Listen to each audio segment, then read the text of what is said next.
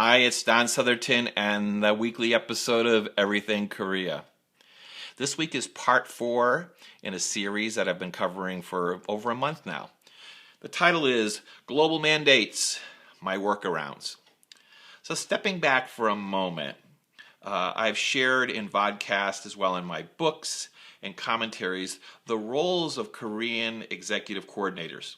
Now, as expatriates assigned to overseas operations, they're very much involved in day-to-day work, acting as liaisons with the company's headquarter teams. Now, some of their assignment is to serve as a local point of contact for correspondence and requests from the headquarters. Now, each day they skim through their emails and prioritize the correspondence. From their years working for the company, they know how to determine what are low-level requests, answering some of those themselves, forwarding others to other maybe Korean coordinators in their team who it might be more appropriate for, elevating those that they are deemed as important to get worked on within their own division. The same goes for their web and phone chats that they have almost every day with Korea.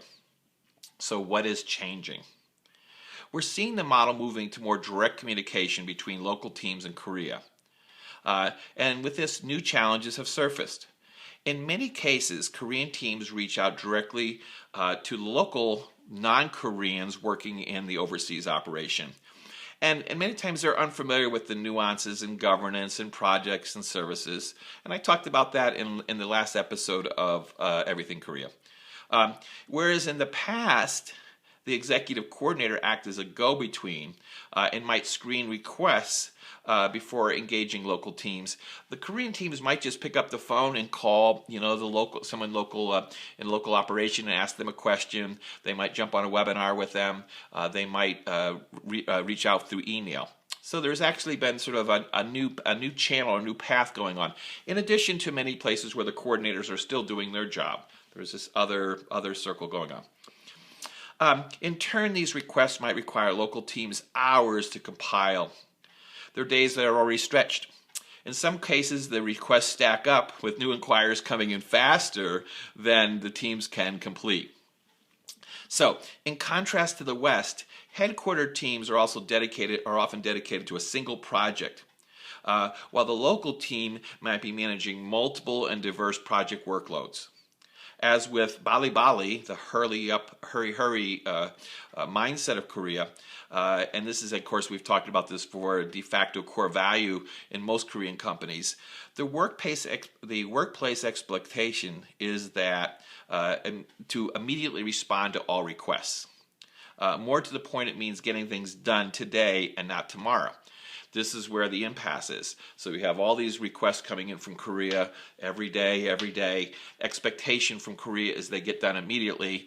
The local workload already up to its limit, and so we do have a challenge there. So, what are some of the workarounds? Well, I can't go over all of them today, but I'll give you some general guidelines, and then we can talk from there. First and foremost, because we have this new channel occurring, direct channel with Korea, build rapport with the Korean team members via phone and email. So if they call, follow up with an email. If they email, continue to follow up with them, share with them. Build rapport every day with them. As mutual understanding and trust grows, the early formality can drop and more frank colleague-to-colleague correspondence can develop. And I have nurtured this for decades now, working with Korean teams directly. In the beginning, it's a little tense, and a little tight, and a little demanding, and then later on, it becomes more and more friendly, and you're more working as a team. And this, as this nurturing and this relationship develops, this can mean asking for when they truly need the request fulfilled, or if they have 2 or 3 requests, which is the highest priority. So it's difficult to give one answer to all your situations. I'd be happy to suggest some appropriate workarounds. You can contact me through Stacy, my personal assistant.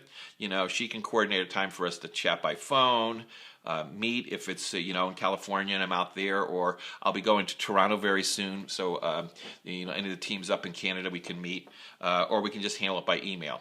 So until next time, this is Don Southerton wishing you all the best.